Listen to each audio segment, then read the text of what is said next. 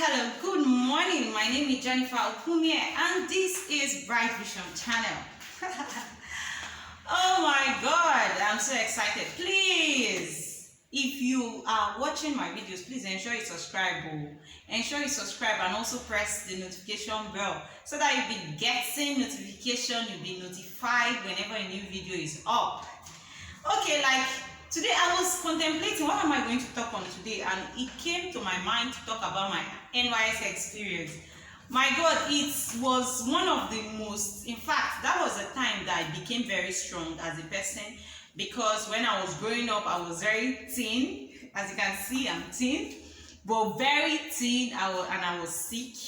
So my mom took special attention, gave me special attention. She took care of me, pet me and things like that. And when I went to school, okay, I was a little bit strong, but when I was going to Nysc, that's when I grew up. And I was, I think, 22. That's when I was going for Nysc. And Nysc is compulsory in Nigeria. You cannot even get a state or federal job without your Nysc certificate. So it's one period of your life, your 1 year that you're sacrificing for service for Nigeria. Okay,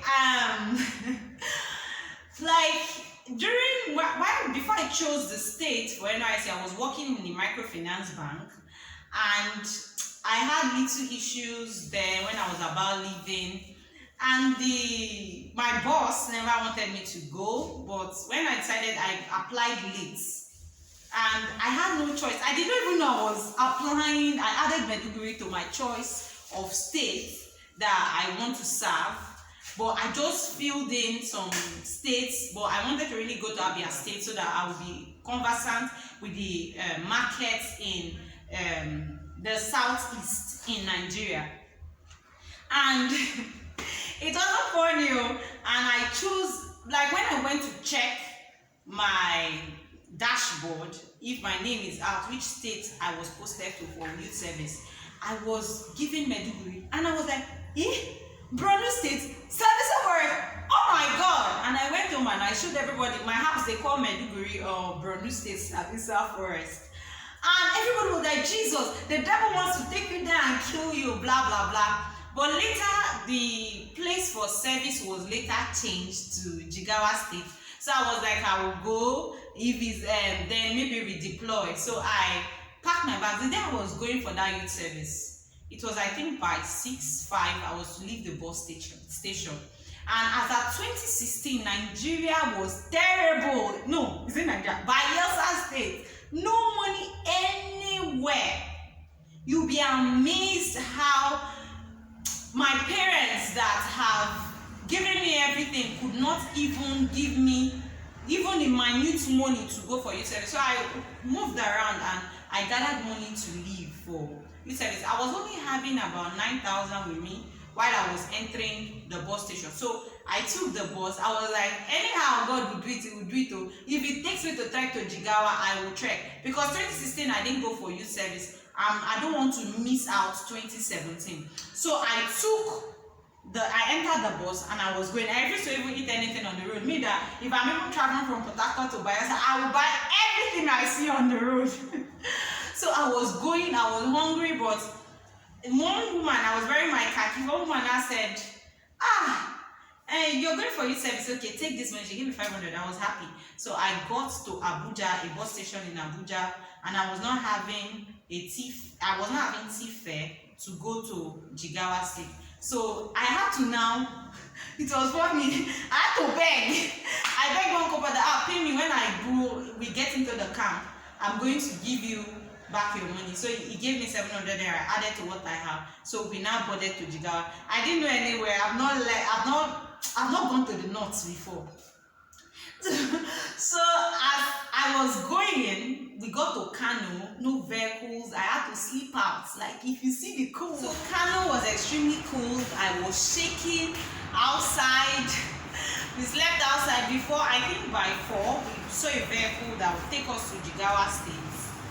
And that was one of the finest, Jigawa camp in Nysc was one of the finest camps in fact, let me say, is the finest I've I've not gone to other camps, but I believe that it's the finest camp in Nigeria. Everywhere was so organized, it was beautiful. I got into the gate. I met my first friend. Her name is Kemi. Is it Kemi or Kemi? Kemi is Bayosan. Kemi is Yoruba name.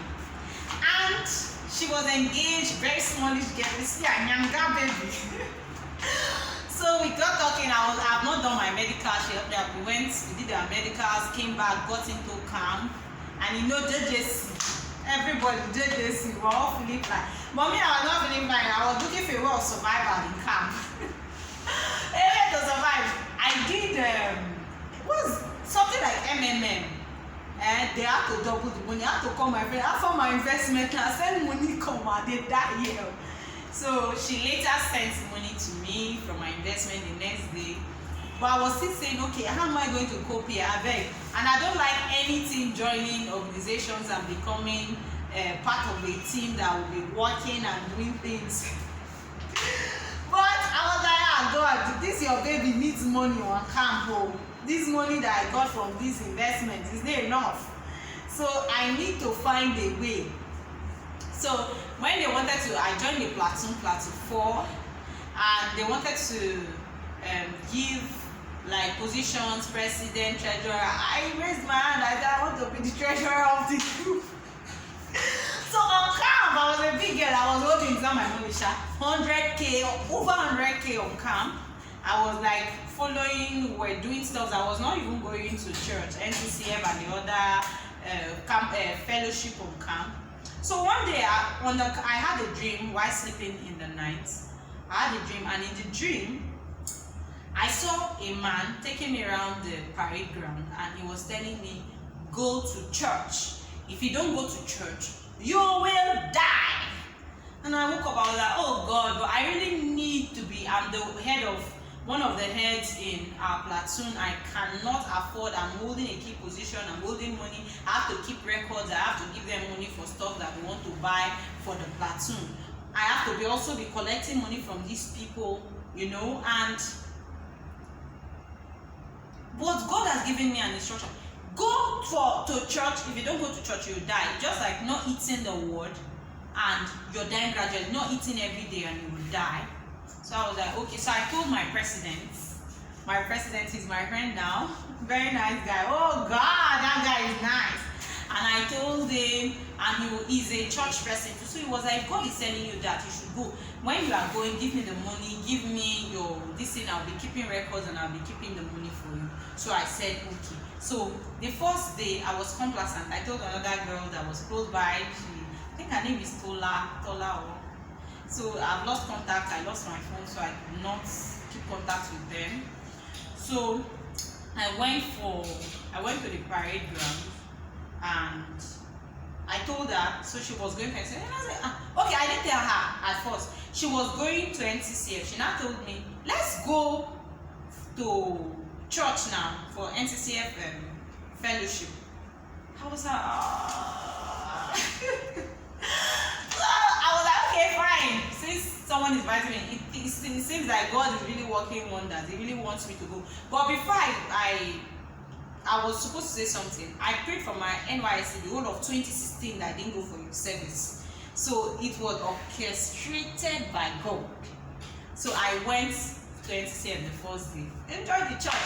Me in church, I can dance. Oh yeah, you see me, I don't even have to dance. I'll give them a Bayesa dance. Like this.